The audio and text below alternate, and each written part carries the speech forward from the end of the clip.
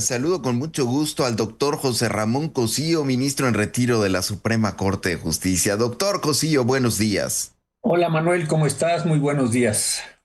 Doctor, muy buenos días. Pues esta semana se dio a conocer un documento muy interesante, pues un amplio, diría, extenso documento de la Business Roundtable que agrupa a los líderes de las principales compañías estadounidenses y que le pidieron al gobierno del presidente Donald Trump, uno, que sí se renueve el TEMEC porque para ellos es fundamental, es importante, pero también le piden que proteja a las empresas frente a varios riesgos, entre ellos el de una judicatura politizada, el de condiciones inequitativas para las empresas estadounidenses en distintos rubros, identifican energía, identifican telecomunicaciones, aviación, servicios de paquetería, alertan sobre pues lo que ha sido, doctor, un cambio o una serie de regulaciones, de reformas que pues no ven con buenos ojos, que les preocupa porque para ellos hay un trato inequitativo. Y en este documento extenso, doctor, pues hacen una serie de planteamientos para que la oficina del representante comercial de los Estados Unidos intervenga de cara a las negociaciones de la revisión de la negociación para renovar el Tratado de Libre Comercio con Estados Unidos y con Canadá. ¿Usted ha tenido ocasión de revisar este documento? ¿Cuáles serían los principales ejes a destacar en términos de lo que podría venir? Bueno, primero que nada, gracias Manuel, un saludo a Carmen. Mira, creo que es muy importante entender la lógica primero del documento. No son estos integrantes de esta corporación del Business Roundtable los que están haciendo la petición. Es el representante comercial de los Estados Unidos el que les pide de cara a las negociaciones que se van a abrir el año entrante formalmente, aun cuando sabemos por declaraciones del secretario Marcelo Ebrard que ya se está trabajando sobre esto, que le dé la Business Roundtable sus comentarios, sus puntos de vista. Entonces, esto me parece que es importante señalarlo. ¿Por qué? Porque da la impresión, o es así, que la oficina del representante comercial de los Estados Unidos se está llegando de información para efectos de poder llevar a cabo la negociación. Ahora, esta organización es realmente muy importante. Agrupa a los 200 directores, a los CEOs de las 200 empresas más importantes de los Estados Unidos. Ellos dicen, yo estuve revisando su página, bueno, la potencia que tienen en las compañías, dicen que ellos tienen un cuarto de los trabajos de los empleos que se tienen en los Estados Unidos y ellos producen cerca de un cuarto también del Producto Interno Bruto. Entonces, creo que esto es de una gran importancia. La oficina comercial entonces les pregunta, oigan, ¿qué creen ustedes? ¿Cómo debemos nosotros prepararnos a las negociaciones? Lo primero entonces es este punto. Lo segundo, no se trata de un elemento injerencista. Y yo sé que más adelante vamos a hablar de las declaraciones del presidente Trump acerca de qué puede pasar en México, si puede invadirse. Aquí no, aquí es, díganme qué es lo que ustedes ven como los 200 directores de las empresas más grandes de los Estados Unidos para que nosotros vayamos preparando la negociación. Entonces sí creo que este es un documento que nos debe como país advertir. Insisto, no es injerencismo porque no están haciendo ningún pronunciamiento estas personas respecto del gobierno de México, de la soberanía mexicana, sino le están diciendo a su representante comercial, prepárate porque a nosotros nos gustaría que lleves a la mesa estos elementos. Ahora, dijiste algo que es muy, muy importante y me parece que este sí es una buena noticia. Ellos consideran que es de la mayor importancia, lo decías muy bien Manuel, a mantener el tratado. No están en ningún momento diciendo vámonos a salir, vamos a hacer cosas, etcétera. Inclusive en el primer párrafo ya del documento dice que el Tratado de Libre Comercio entre México, Estados Unidos y Canadá es la base del desarrollo de Norteamérica. Norteamérica que desde luego incorpora a los Estados Unidos. Entonces aquí me parece que sí hay un asunto muy importante. Segundo, si es la base, la segunda premisa, voy a decirlo así, de ellos es, por favor, mantengamos el tratado. La tercera cuestión es, como dices tú, necesitamos que el tratado haga una serie de cosas, tanto para el desarrollo de América del Norte como región, como de los Estados Unidos en particular. Lo tercero es que también se reconocen algunos avances, de verdad es que es interesante esta parte, no están diciendo todo ha sido malo, no, no, no. Estamos teniendo problemas y avances también, y los avances, tú los decías muy bien, son todos estos que estabas señalando. Hay algunos avances que ellos consideran en alguna parte servicios financieros, en la parte de reglas de origen, algunos elementos, pero también advierten de una gran cantidad de problemas que se están dando. Entonces, se refieren desde luego a temas generales, como que tienen que ver con reglas de origen, que tienen que ver con las condiciones laborales, en fin, una gran cantidad de elementos.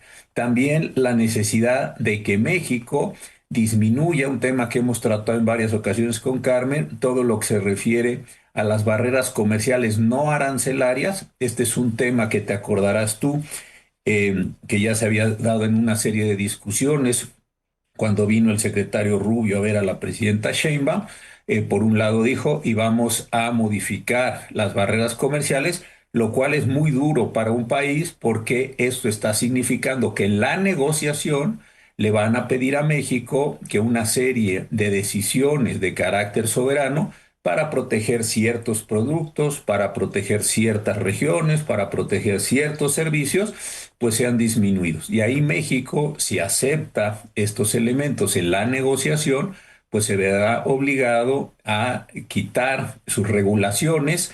Pueden ser otra vez algunos componentes que México quiere reglas de origen, algunas barreras arancelarias, algunas dificultades para que se vendan bienes o servicios de los Estados Unidos o y de Canadá, o los bienes y servicios de Estados Unidos tengan una condición preferencial respecto de otros países. Este me parece que es un elemento central. Luego, otra cosa que también es interesante, considera estos representantes de tan distinguidas empresas que México está teniendo un trato no favorable o un trato discriminatorio hacia las empresas estadounidenses en beneficio o de empresas mexicanas o de empresas de otro país. Yo creo que aquí también se presenta o se prende una alarma fuerte en el sentido de decir qué nos van a pedir respecto otra vez a los cambios que se han ido dando o en aranceles o en componentes o en reglas de origen o en mecanismos de evaluación de las relaciones. Creo que aquí sí hay un asunto central. También se hace un hincapié en lo que se refiere a algunos productos particulares, acero, aluminio, en este sentido, y también, por supuesto, a lo que para las regiones de la mayor importancia, porque en eso prácticamente descansa las posibilidades de desarrollo, es todo lo que se refiere a energía. Creo que aquí sí va a haber una discusión central de la lectura del documento que se está presentando en este caso. Y después, por supuesto, viene lo que tiene que ver con el mercado laboral. Consideran que no se han dado todos los cambios que en materia laboral debieron darse. De hecho, se está planteando la posibilidad de que en esta materia laboral se hagan o se refuercen todos los mecanismos que tienen que ver con la revisión, con la entrada, que ya forman parte en este caso. Entonces, creo que sí valdría muchísimo la pena que el gobierno de México, quienes van a negociar, quienes van a estar en lo que se le llama el cuarto de al lado, asesorando al gobierno de México, presentando los puntos de vista de la industria mexicana, de la industria nacional, de los servicios nacionales, sí se percaten de lo que está sucediendo. Y yo quiero verlo así. No podemos frente a esta carta decir es un acto de invasión a México. No, nadie está invadiendo nada por el simple hecho que el Departamento de Comercio o el representante comercial de los Estados Unidos le está pidiendo a sus empresarios que le digan qué cosas les gustaría ver reflejadas en la negociación. Ahora, decías un punto que a mí me parece central, es un punto que para mí es de la mayor preocupación. Le dedican un apartado específico a la reforma judicial y la denominan como una reforma que afecta la confianza de la inversión. Dice, y lo decías tú muy bien, que por un lado está la parte de la reforma judicial, por otro lado la eliminación, por más eufemismos que le quieran poner, de la desaparición de los reguladores independientes. Ahí lo que entonces están planteando estos empresarios o estos directores de empresas es que se hagan mecanismos compensatorios para que la inversión de los Estados Unidos no quede desprotegida. Lo que está básicamente pidiendo es que se restablezca y se refuerce todos los mecanismos de resolución de inversión en México, tanto las empresas estadounidenses como canadienses. Esto creo que va a ser muy importante porque la impresión que queda de la lectura es que no están pidiendo necesariamente que México cambie todo el sistema judicial. Ahí sí podría haber algunos problemas y lo que está diciendo es que en lo que se refiere a las inversiones de los estadounidenses y los canadienses en México, se generen mecanismos para que todos los conflictos derivados de esas inversiones se puedan resolver en instancias generadas por el propio tratado o por el renegociado. Esto me parece que es bien delicado. ¿Por qué razón?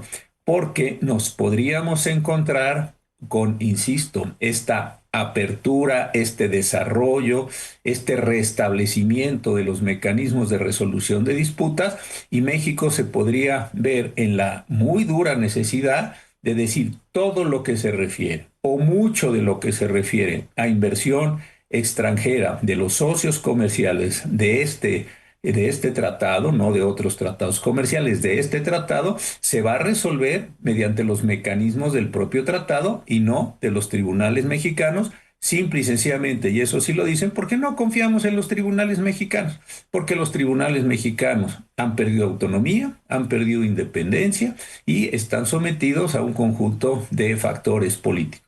Si esto es así, yo creo que es bien importante que nos demos cuenta, insisto, otra vez, no en el acto intervencionista, porque no se está tratando de eso. No están diciendo, si México no quita, si México no hace algunas cosas con el sistema judicial, Estados Unidos, en la posición de sus hijos, va a hacer tal o cual cosa. Creo que el asunto es bien delicado en el sentido de decir, generemos mecanismos paralelos porque no confiamos en estas personas.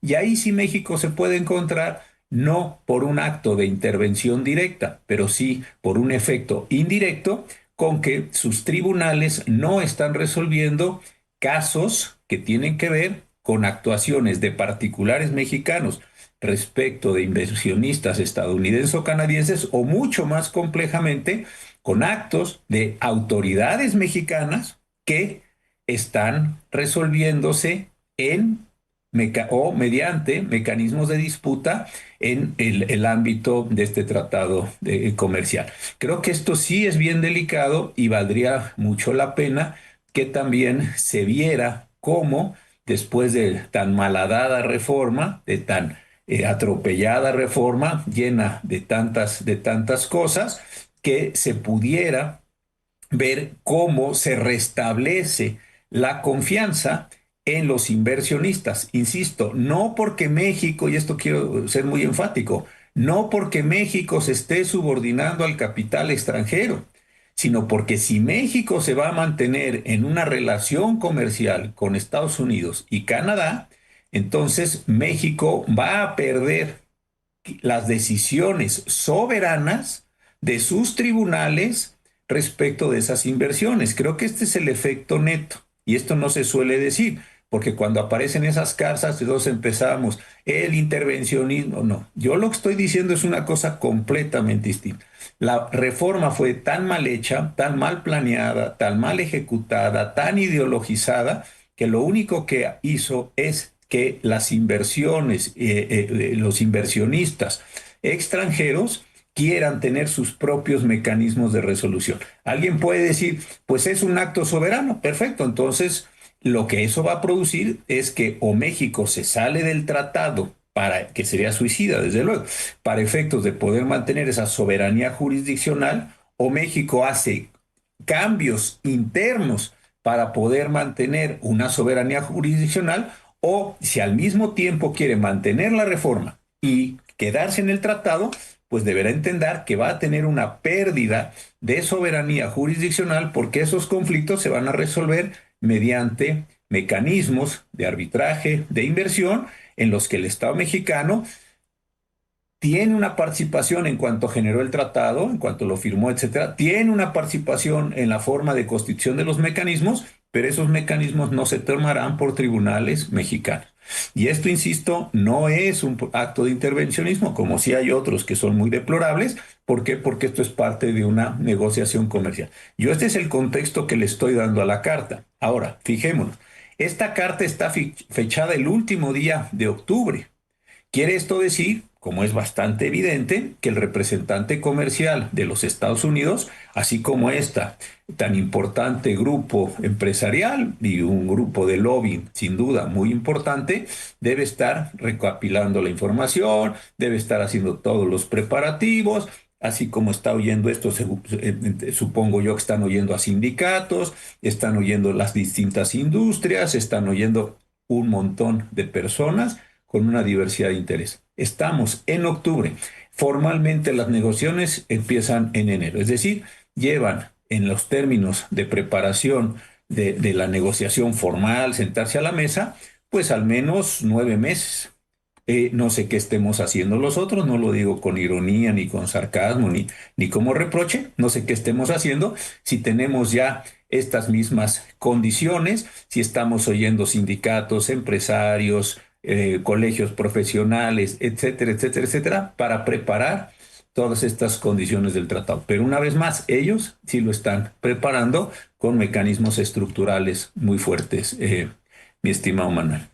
Incluso hoy el diario Reforma, doctor, pues en primera plana señala que la oficina del representante comercial también ya recopiló opiniones de la industria del petróleo y del gas de Estados Unidos, en donde le piden también insertar un mecanismo de respuesta rápida que evite discriminar a favor de Pemex. En el documento de la Business Roundtable, pues lo que se señala es que efectivamente existe preocupación entre los inversionistas privados de que estas disputas con el gobierno mexicano se vean sujetas a consideraciones políticas en lugar de al Estado de Derecho. Piden restaurar este mecanismo de solución de disputas inversionista-Estado con México dentro del Exactamente. TEMEC. Incluso dicen ellos, si el mecanismo con México es restaurado, los inversionistas tendrán la opción de resolver sus quejas a través de árbitros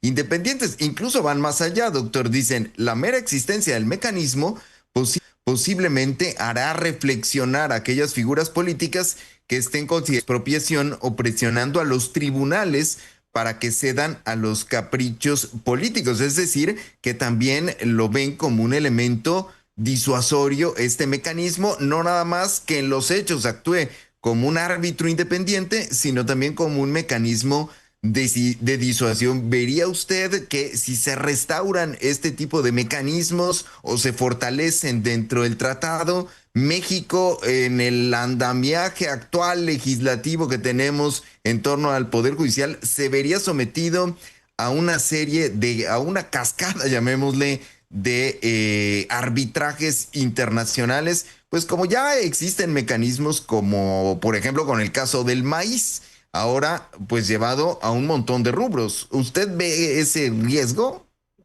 Sí, fíjate, ese es justamente, y qué bueno que retomas el tema, Manuel. Eso es justamente lo que yo estoy diciendo.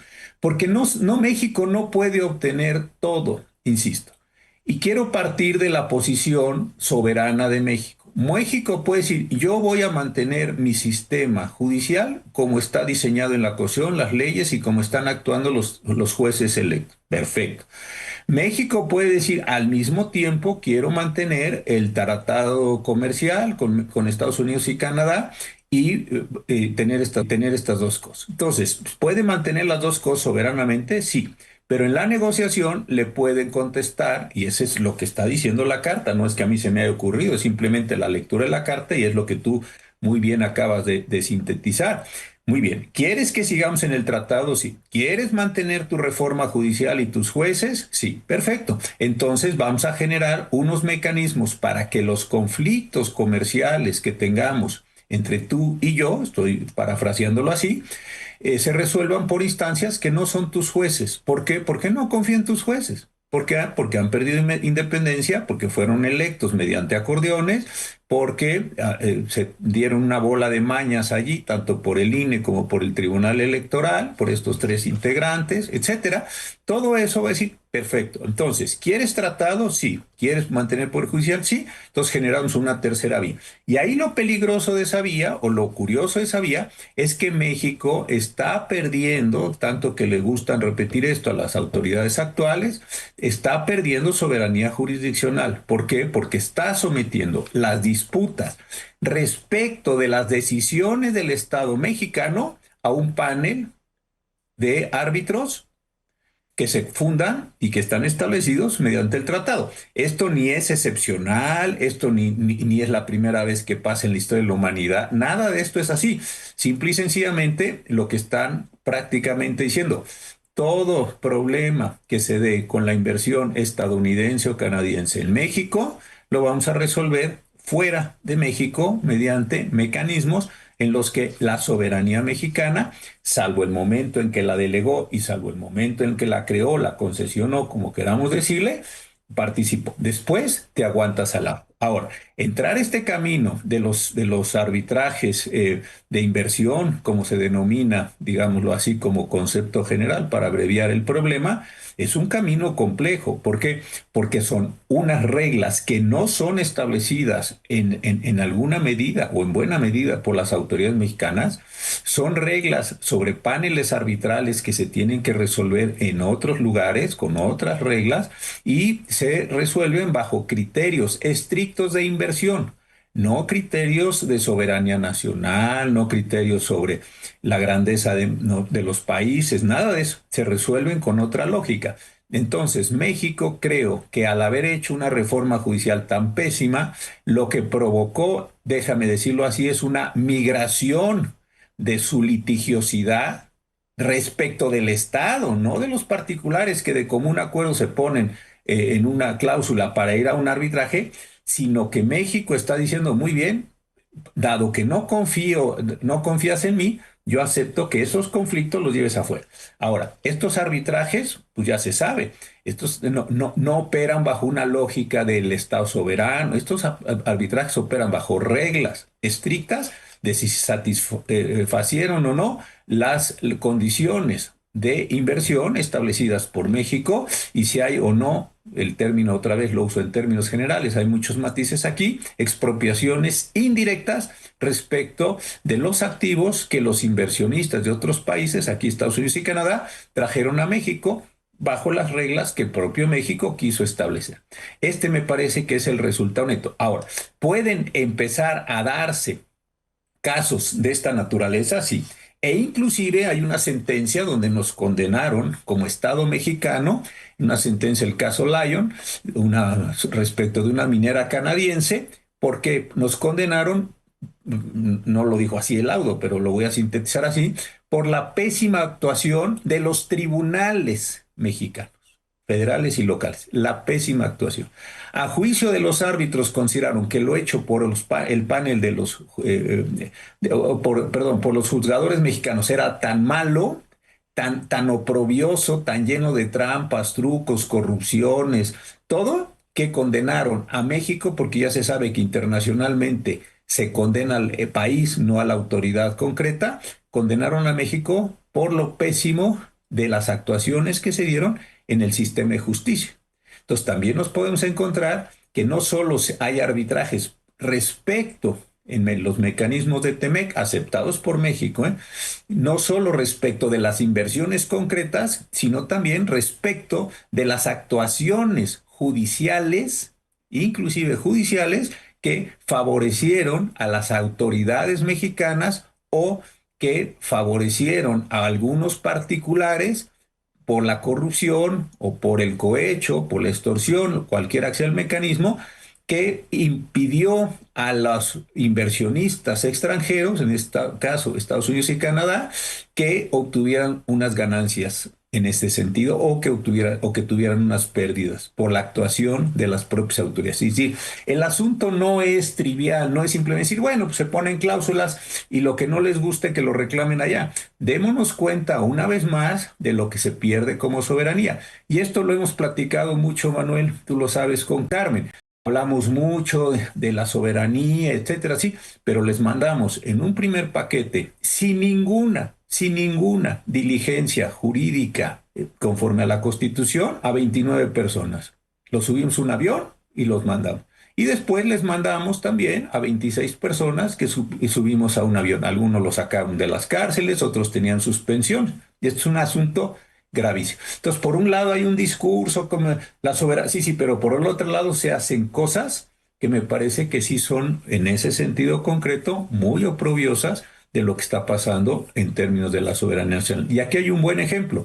Las malas decisiones mexicanas están produciendo que el socio te diga, bueno, son tan malas tus decisiones que si quieres que sigamos jugando, que si quieres que sigamos asociados, nos pongamos, generemos unos mecanismos para que no me puedas causar daño. ¿Por qué? Porque no confío en las condiciones que tú mismo has establecido. Pues sí, un tema sin duda sobre el que hay que poner mucha atención y a ver cómo se va a procesar en las negociaciones del TEMEC, de la revisión, de la renovación del TEMEC y que finalmente va a incorporar el gobierno de Donald Trump como condición, pues para mantener este tratado, ampliarlo, acotarlo, en fin, lo que derive, pues a partir de una realidad distinta de nuestro país y de su país también, por supuesto, de los cambios que también se han dado en Estados Unidos, que pues la que se vivió en las negociaciones del 2018 y que derivaron en el tratado que actualmente evidentemente se va a tener que revisar. Pues doctor Cosío, tengo que hacer una pausa. Regresamos rápido con el tema de pues esto que de nueva cuenta planea sobre los medios de comunicación. Hace rato hablamos con Jesús Esquivel del asunto y es estas nuevos pues filtraciones o no sé qué son que tienen que ver con una supuesta planeación del gobierno de Estados Unidos de hacer algún tipo de incursión puntual en territorio mexicano. Pero me voy a la pausa y regreso con ese tema.